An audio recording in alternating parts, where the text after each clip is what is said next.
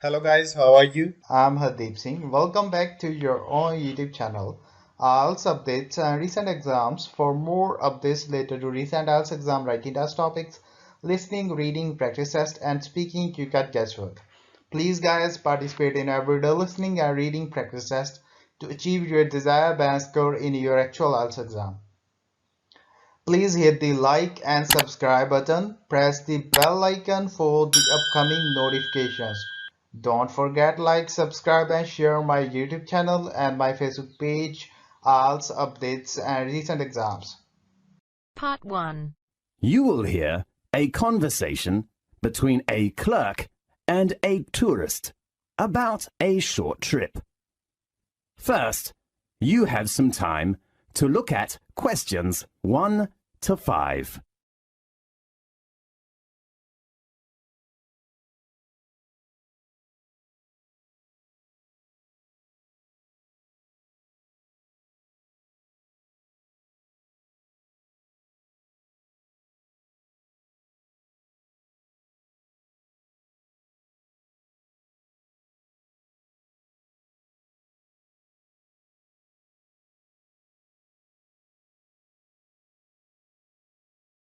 Listen carefully and answer questions 1 to 5.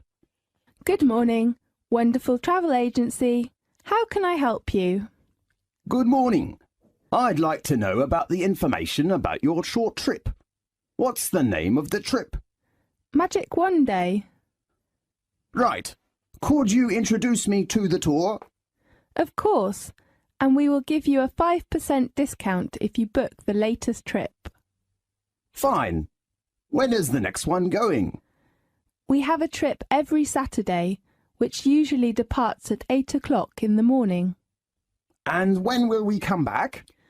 About 6 o'clock in the afternoon. Fine. How about the type of transportation? We like to keep our tours small, so we offer a coach or a minibus. That's great. So how many tourists are there in one group? Usually we take about 15 to 20 tourists, but you know it is peak time now, so the number is up to 25 tourists. Well, that sounds good. So how much is the tour price? As I said, I will give you a 5% discount, so the cost is £18 for each person. Great. Does it include lunch? No, but the guide fee has been included. Do I need to book a seat? Yes, at peak season, in order to ensure your position, seat reservation is needed, so the tourist has to reserve a seat at least 2 days before leaving. Now, look at questions 6 to 10.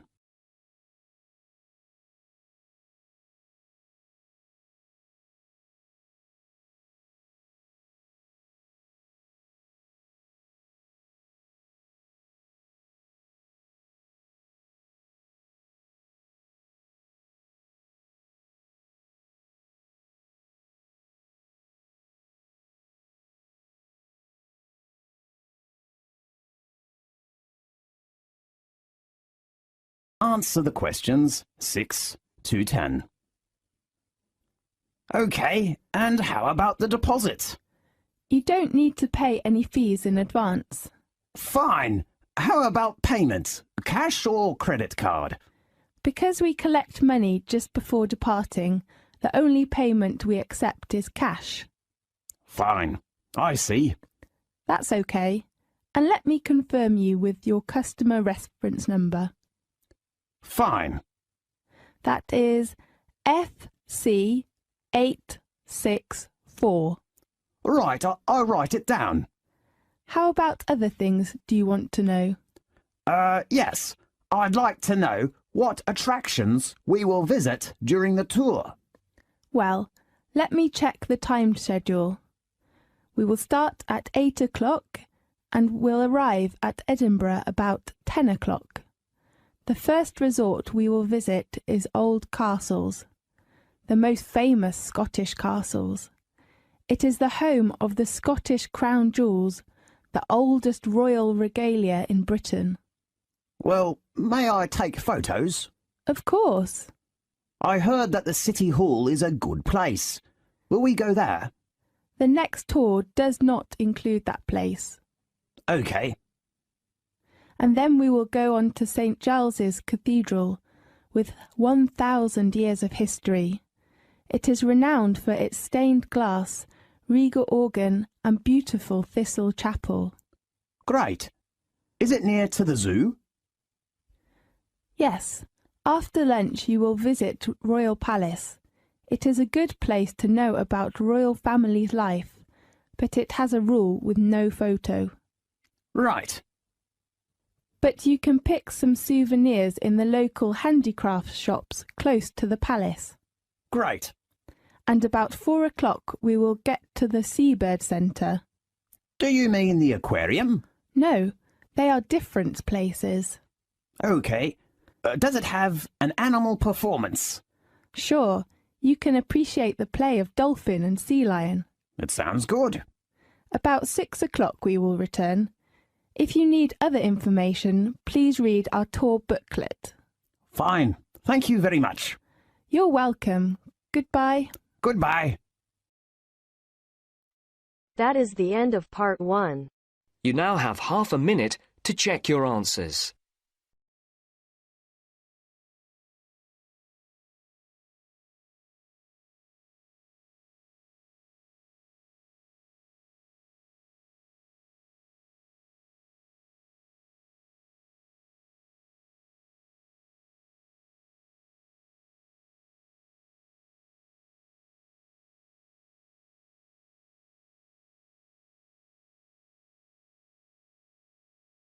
Now turns to part 2. You'll hear a conversation between a doctor and a student. First, you have some time to look at questions 11 to 15.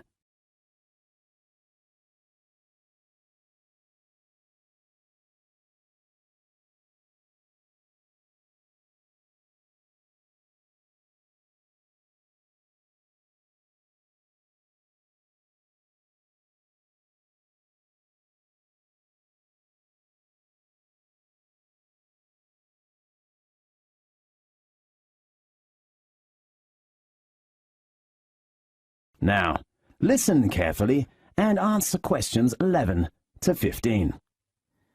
Good afternoon, Doctor. May I come in? Yes, come in. I'm a freshman in the university and I don't feel very good. OK, sit down, please. I need to record some basic details about you first. Fine. What's your full name? Mary Nixon. Is your surname spelt Nixon? That's right. Well, Mary, what's your major? I'm studying art. A good choice. Tell me your registered number.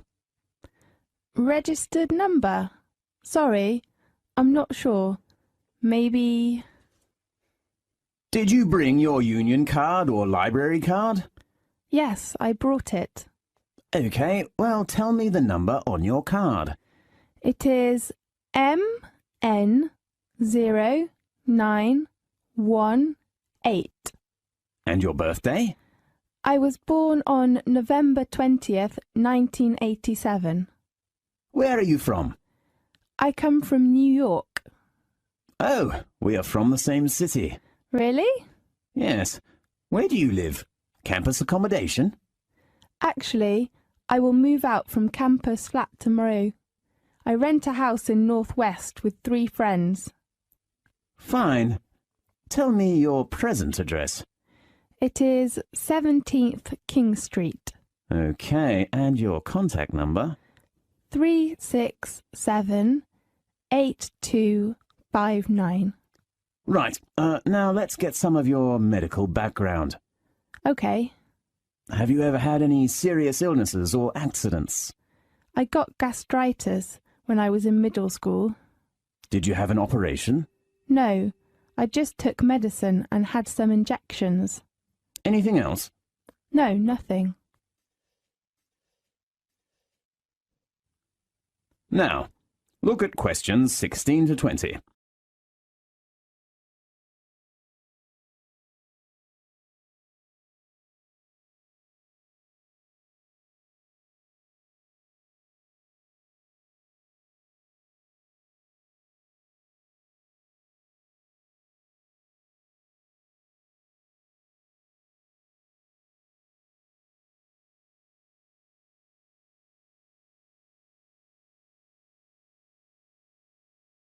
Answer the questions 16 to 20. So, Mary, what's your trouble? Well, recently I've been having some trouble with my head and eyes and nose. Oh, no. I think I've got a terrible flu. Maybe or maybe not. Describe your problem specifically. Okay, since last week I've been sneezing, and sometimes I can't stop, and even later I begin to feel dizzy. Do you get a fever? No. Did you attend any unusual activities during the last week? Let me think. No, nothing special. Yeah, I had camping last Monday. To where? Eastern Mountain. You know there are lots of beautiful flowers. We took many photos there. So your illness has lasted for 1 week? Yes, but sometimes I'm fine. I don't know why. Do you have any allergies? I remember I got allergic to mango when I was a child, but now I'm fine. How about flowers? I mean, pollen. You mean I'm allergic to pollen? Yes. What should I do? I suggest you take some medicine first and drink more water. Okay. And then, if your symptoms are getting worse, I suggest you go to a hospital to check. Okay. Thank you very much. I hope you will recover soon. Thanks. Goodbye. Goodbye. That is the end of part 2. You now have half a minute to check your answers.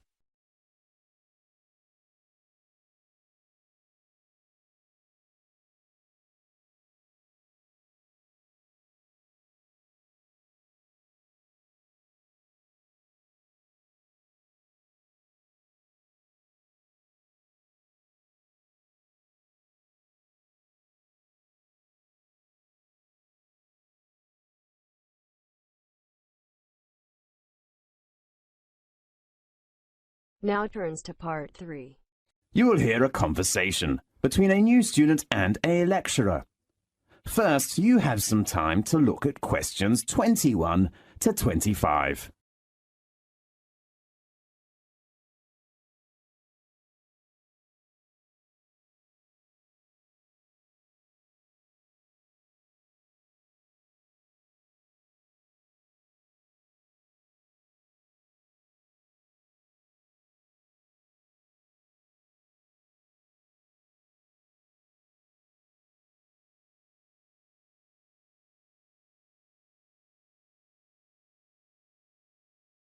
Now listen carefully and answer questions 21 to 25.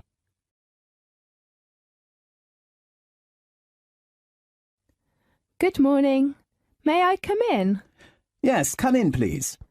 I'm a new student and I'm looking for the Office of Engineering faculty. Is this the right place? Yes, this is the Faculty of Engineering. How can I help you? I know there was an orientation meeting last Friday, but I didn't attend that meeting. So I'm wondering if someone could give me some information about, the campus life or course requirements or something like that. Yes. Sit down, please. Where shall we begin? Firstly, how many lectures do I have to attend every week? There are not too many lectures of postgraduate courses. Let me check. Oh, you have lectures on Monday, Wednesday and Friday afternoon from 2 p.m. to 4 p.m. How often do I have to attend seminars in a week? Well, there is only one group seminar on Thursday morning at 9 o'clock. You mean a group? Yes. How many people are there in one group? about 3 to 5. Fine. You will discuss about 20 minutes, and then the representative of your group will give a short presentation. A presentation? Right. Do all members in the group have a chance to give a presentation? Maybe. And then your subject advisor will give you a mark. A mark? Does that mean the representative's mark is all members' mark? That's right. How about attendance? The postgraduate attendance is only 70%, but a few students will be absent in our faculty. Fine. Should I choose the time? Because I have a part-time job. I am afraid not. You know, the postgraduate course is very intensive. We do not suggest that our students do any other jobs. Yes, I see. I will spend time on my course. Oh, how many modular courses are there in the coming academic year? You have 3 modular courses from September to June next year. Okay. Now, look at questions 26 to 30.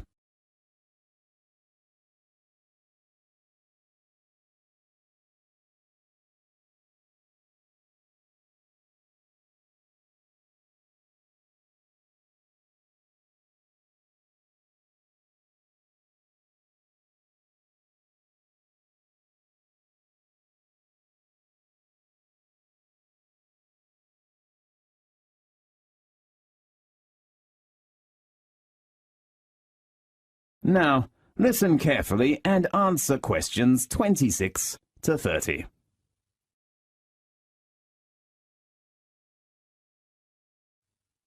Anything else I can help you with? I'd like to know some information about the course assessment.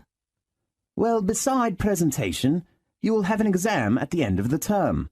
An exam? What type of exam? It's an open book exam. Fine. But your main assessment is the assignment. You mean homework?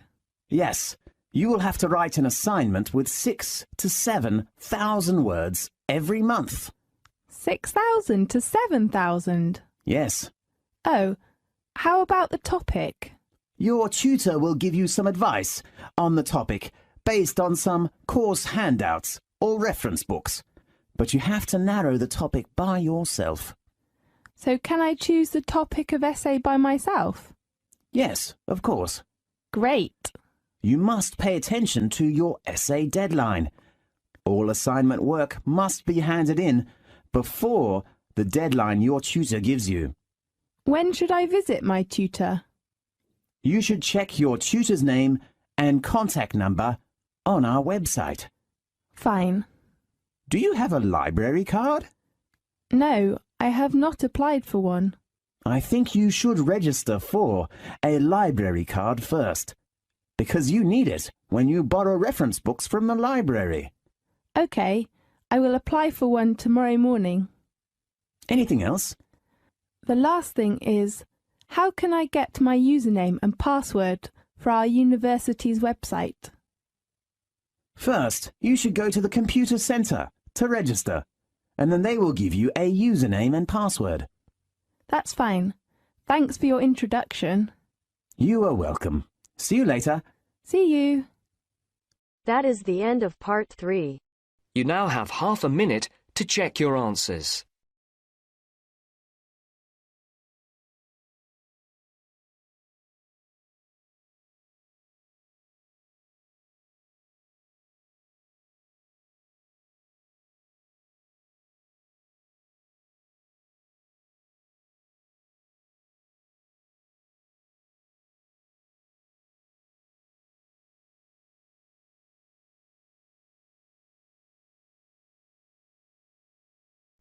Now turns to part 4. You will hear a lecture about an animal living in South America. First, you have some time to look at questions 31 to 40.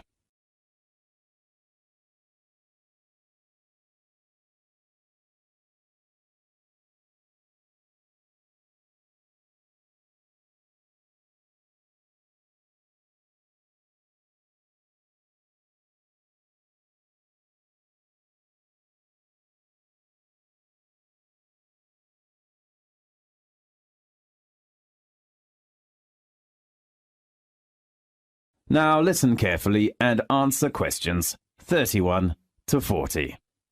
Welcome to Magic Animal Time. Today I'd like to give you an introduction to a magic animal called sloth.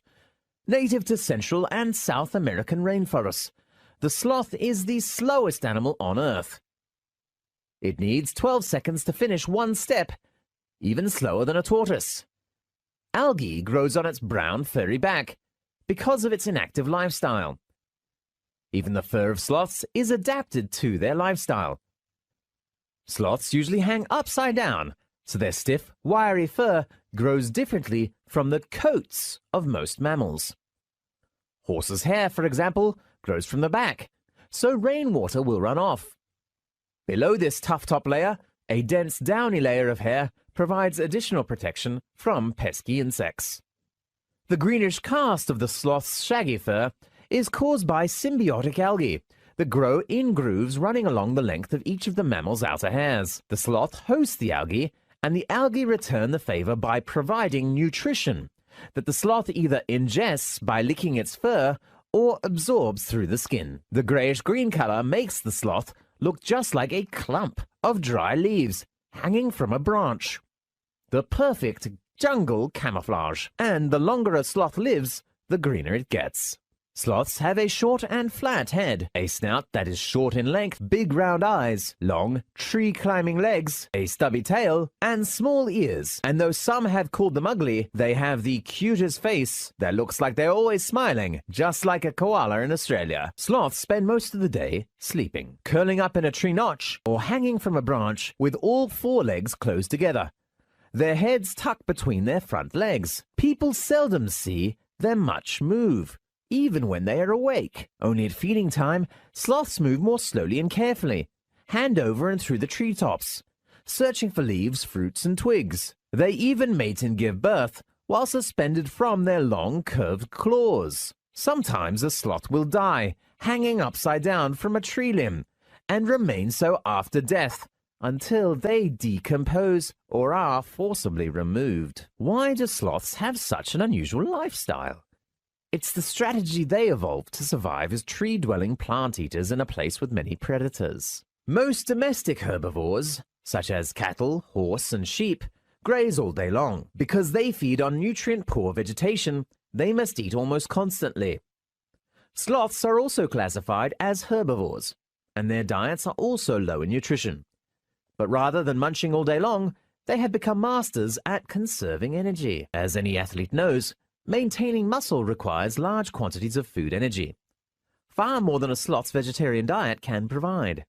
Sloths are relatively inactive and usually spend most of their day hanging upside down, so they can get by with half as much muscle mass as similar-sized mammals. Hence, they don't need to eat too much. In addition, because of heavy muscle, sloths weigh far less than other mammals. This makes it possible for them to climb on thin branches high in the tropical forest canopy, where they can more easily find food and avoid heftier predators. Keeping a high body temperature also takes energy.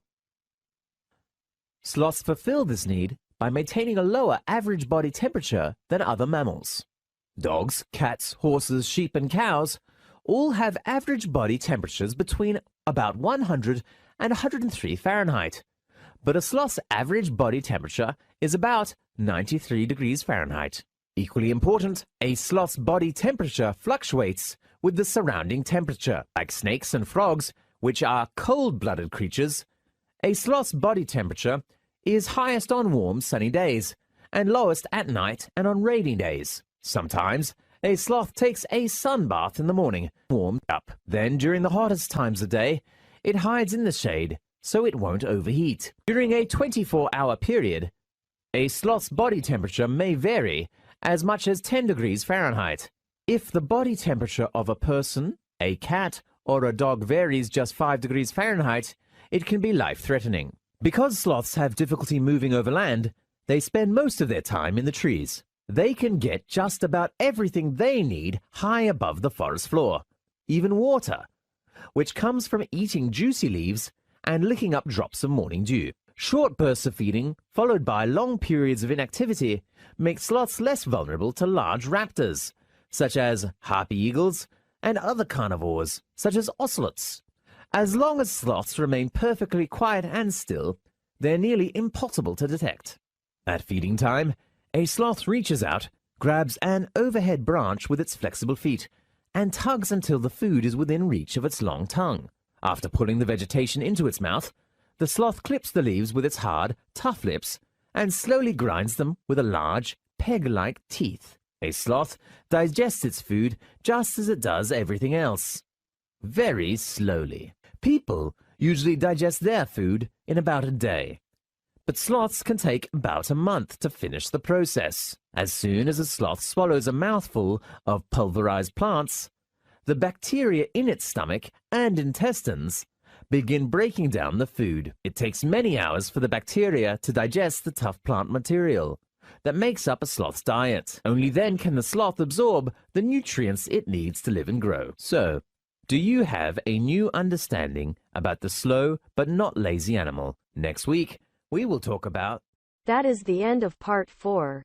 You now have half a minute to check your answers. So guys, don't forget like, subscribe and share my YouTube channel and my Facebook page, IELTS updates and recent exams. For more updates related to recent IELTS exam writing test topics, listening, reading, practice test and speaking, you got guesswork.